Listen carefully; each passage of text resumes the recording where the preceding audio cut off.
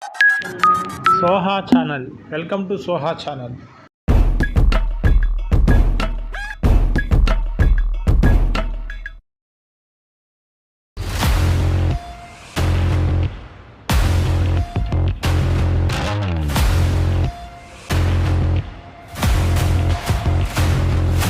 We are heading into some serious trouble. The BJP thinks India's power comes from a centralized, unified vision. Actually, India's power comes. It's a fight, and we're pretty convinced we'll win the fight. I didn't walk 4,000 kilometers because, I like walking 4,000 kilometers. I walked 4,000 kilometers.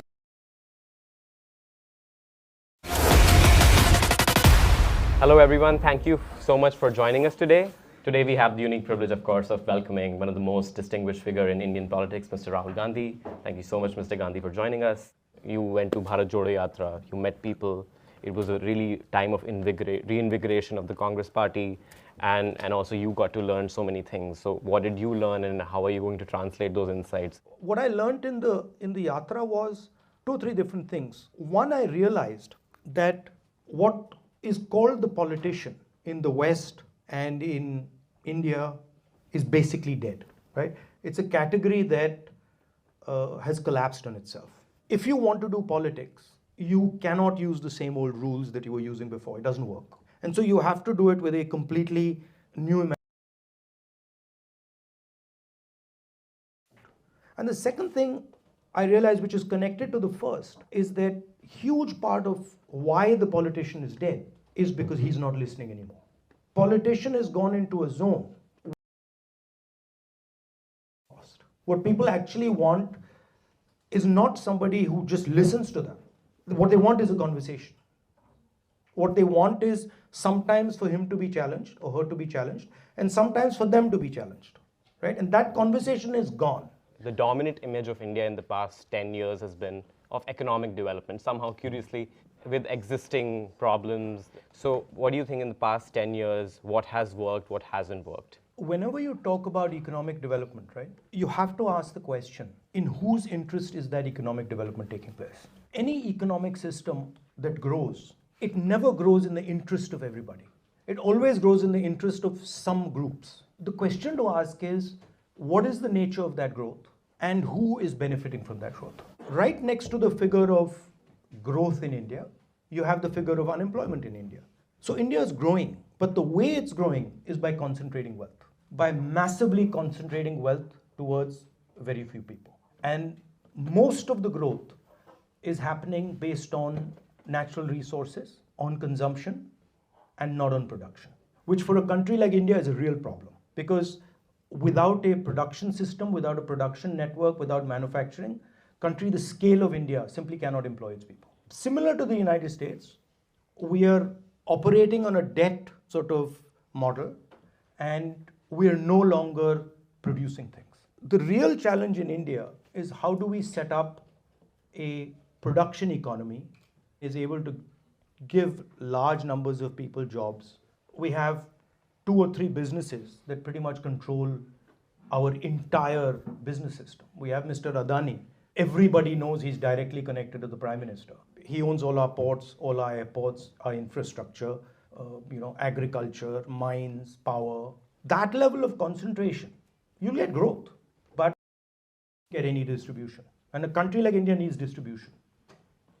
So why do you think this discontent and this growing inequality, the highest unemployment rates, why do you think this has not translated into like electoral outcomes or even like mobilization of people?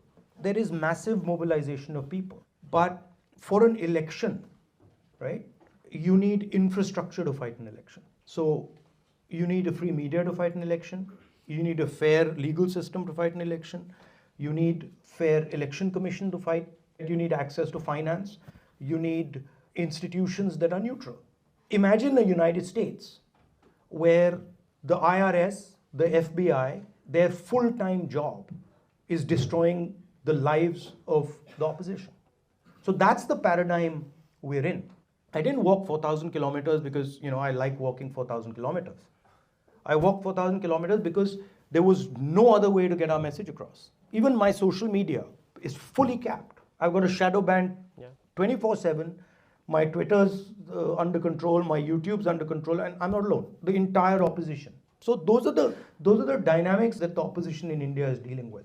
I don't think India is running a free and fair democracy anymore. I think 90% of Indian media is controlled by 3 people. Yeah, and the media is famously not generous to you, right? No, no, I'm a problem because I represent groups that are not represented in the media, right? Poor, I represent Dalits, tribals, OBCs, weaker sections. They have no access to the media. The media is not interested in them. The big battle in India is actually the caste battle. So we're running almost from a caste perspective an apartheid system. So that's what I'm trying to change, right? Because the entire system is controlled by a very thin group. I'm glad you mentioned caste because I go to a public policy school. Very few people from the marginalized caste. I myself am OBC, so I really see caste in everything. But one curious thing I've noticed is that there's a proportion of student body which is interested in running for office in their respective countries, but the Indians are just never interested because they're always the barrier they think is caste, this caste algorithm. If they run for office, their caste matters. They can only run for office from like certain constituencies. Some like Muslims, so the representation will never translate. So how does INC sort of, or India Alliance, let's say, envision how will it break these caste algorithms?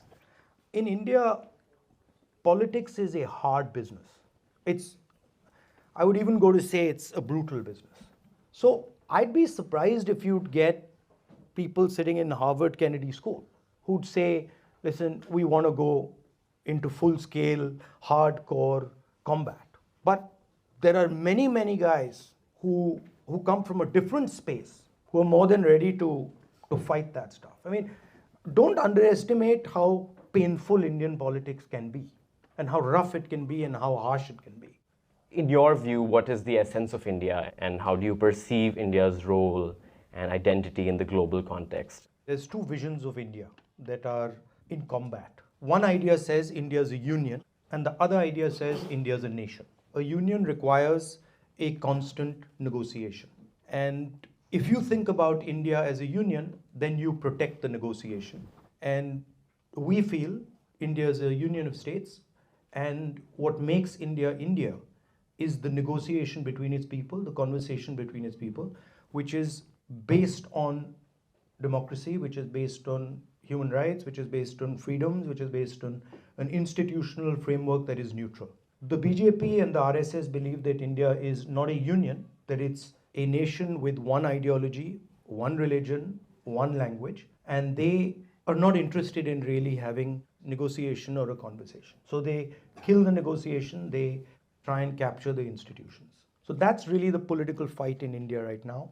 We feel if you end the negotiation in India, the conversation between the union, India collapses. India tears itself apart. So you can see that Manipur is burning, you can see Jammu and Kashmir is burning, you can see Tamil Nadu has a problem. So you can see that, as somebody said to me the other day, there's problem on the edges. And if you want to understand a system, you've got to look at the edges and see, okay, what's going on at the edges? So imagine if you're from the United States, in North Carolina, the writ of America doesn't run. That's what's going on in Manipur. No central forces can go into Manipur, and it's full-scale civil war going on there.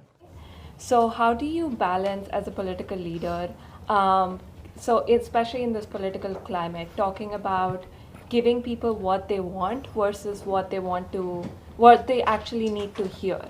So we tend to talk a lot about everything is fine, we'll give you free internet, versus how do you talk about what they need to hear, that there are these problems that they First need of all, to address. as a politician, right, something I discovered, communicating by talking is almost useless. We do it, it's not powerful. It's almost a waste of time. Communicating by doing, communicating by acting, as opposed to communicating by talking. And then you can talk around the action. The Bharat Jodo idea, it's a very powerful communication. We walked 7 hours a day. We spoke half an hour a day. If you ask anybody what we said, people remember 1 or 2 things. But everybody knows They'd be walked 30 kilometers a day for 150 days. So communication is much more about core values than it is about technicalities. And India is an example. Here, democracy is being overrun. So to me, that's what leadership is about. It's about saying uncomfortable things. China is sitting in India today. 1,000 square kilometers of Indian territories in Chinese hands. Nobody in India is saying it. I'm saying it. The government's not saying it. The government's denying it. Right? Because they're scared to tell the people of India the reality. No Indian newspaper is saying it. No Indian politician is saying it. You guys aren't saying it. So there has to be a point where the politician says, okay, man, I'm going to tell you the truth. And I'm telling you the truth because if we don't face the truth, we are going to be outcompeted by these guys. Mr. Gandhi, one important question on which I'm very curious to know your views. Artificial intelligence is taking over. I'm personally working on integrating political campaigns and artificial intelligence. Do you think that the time has come where you and your party should invest into artificial intelligence? The thing about AI, right, is AI operates on top of a network. Any AI is applied on a network. If you make the America, China, India comparison, Chinese AI will come out of the production system. American AI will come out from the act of consumption because you're not in the production system, right? So in my view, the type of network you're sitting on determines the efficiency of your AI. Now, what you're saying is interesting because our network is fundamentally different than the BJP network. AI applied on our network will operate completely differently than AI applied on any other network. Now, I find most of the time people say AI, but nobody says, okay, so what's the network you're applying it on? American is an ally, but even 10 years ago when India had different system and more democratic system, India kept working both with the Soviets or Russians at the time and America. Why would that change, or is it going to change under your government? A solid Russian-Chinese alliance is a real problem for the United States. We have traditionally had a relationship with Russia. Being an ally of the United States or a partner of the United States doesn't mean we don't talk to anyone else. We had a relationship with Iran, and it's a relationship that's thousands of years old. So there's no contradiction between having a relationship with Iran and Russia and being a partner of the United States. So this idea that, nation states are all in, it doesn't work like that. Big states like India, whether we like it or not, we have to have a relationship with China. We have to have a relationship with Russia. We have to have a relationship with the United States. Question is, what are we trying to do? Are we trying to promote democratic values? Are we protecting the idea of voice? What does our model look like? That's really the question. And you also got to realize the difference between power and force. The BJP thinks India's power comes from a centralized, unified vision. Actually, India's power comes from its diversity. Actually, India's power comes from the many languages, the many conversations, the many ideas, the flexibility that India brings to the table. These guys come to the United States, they almost adapt straight inside, So that's India's power. You also expressed, your interest in philosophy. Maybe in the Western cultures, right, the emphasis is on the individual, I need to know it all. So if you were to bring this to the Western societies, because we don't hear this from our politicians in the Western world, what tool do you recommend it? Do you know the two central philosophies in India? Well, the one I would love to learn. The West, the Judeo-Christian one, is that you're born, you die. All of you think you die, right? Everybody thinks you die. And everybody thinks you were born, right? Well, in India, there are two philosophies. One that says that you never die, and the other that says you were never born. So the philosophy of Shiva says you were never born, you don't exist. And the philosophy of Vishnu says you never die. It doesn't look it, but all these people running around here, they're completely differently wired. If you ask them, for example, what happens after you die? I'm reborn. He's reborn, right? So he actually doesn't have a conception of death. And India's got some very interesting philosophical structures. To say that you don't exist is quite, to the Western mind, is crazy. But when you're talking, right, what I look for is energy. I'm looking at the energy flow around that. And I'm looking for indications of pain. And from that listening, then I can start to build a narrative. Like if you, for example, if Dalit people in India are basically told that they don't exist. So he is now completely isolated, right? And he's operating in that isolation. Now you imagine the pain coming. Every day he's being humiliated, and that has an effect on his structure. So listening is not opening your ears and saying, oh, what is he saying? Listening is looking carefully and feeling where is this blockage. And it's at one level, right? It's becoming the other person. It's basically destroying yourself and saying, okay, for the next 5 minutes, I don't exist. Okay, so it's making more sense Yeah. now. And I think that the difference that I mentioned before, the Western, Eastern, even, like I said, Yeah. makes even more sense. So And I think it's really interesting when you talk about ideas like force and power and deep listening and listening the way you've explained it. Is that something that you look at sort of also transferring into your cadres as well, and that is a way to sort of have the alternative of what we can look at in terms of Indian politics? Because what we see today is very different. In terms of we think of politics as very nasty, but if we start to think about it in this manner, can we possibly look at an alternative? And if that is the plan, then how do you plan to do it? From 2004 to last year, I've been in politics 20 years.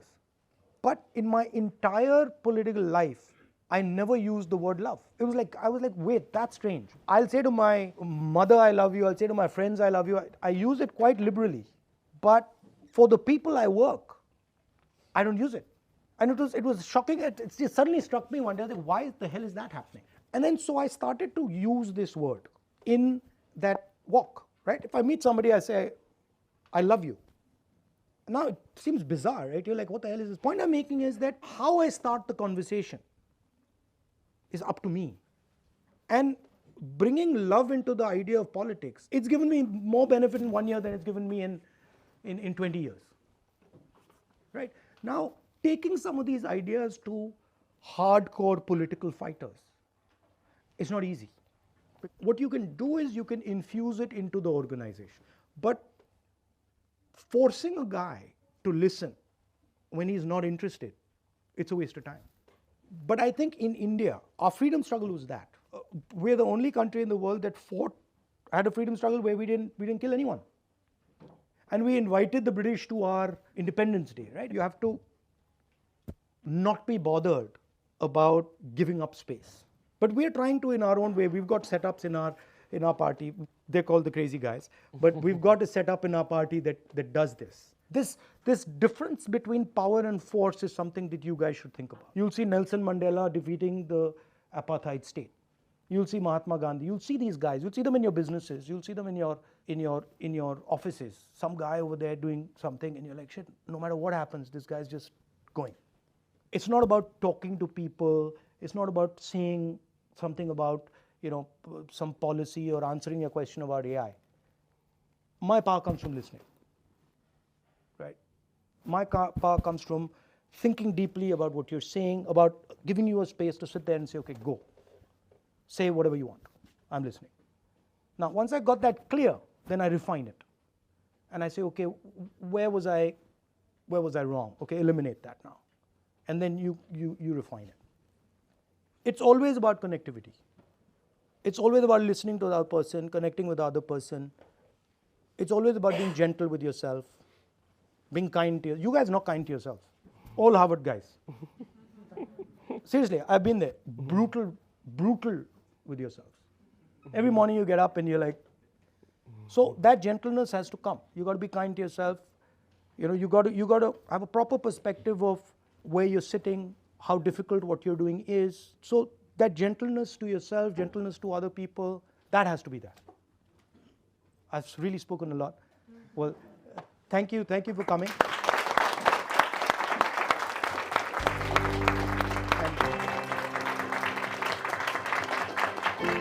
We only have this mug. You know to what? give This is to interesting. I've been looking for a big coffee cup. As it Well, happens.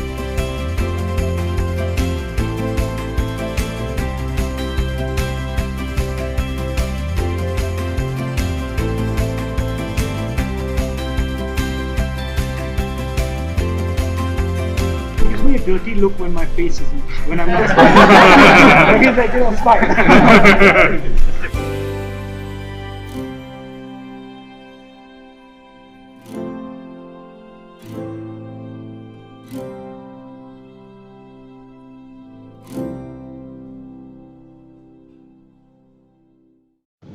Soha channel. Thank you for watching Soha channel. Please subscribe our channel and share and like our channel. దయచేసి మా ఛానల్ని subscribe చేయండి, మా ఛానల్ని like చేయండి, share చేయండి. Thank you for watching.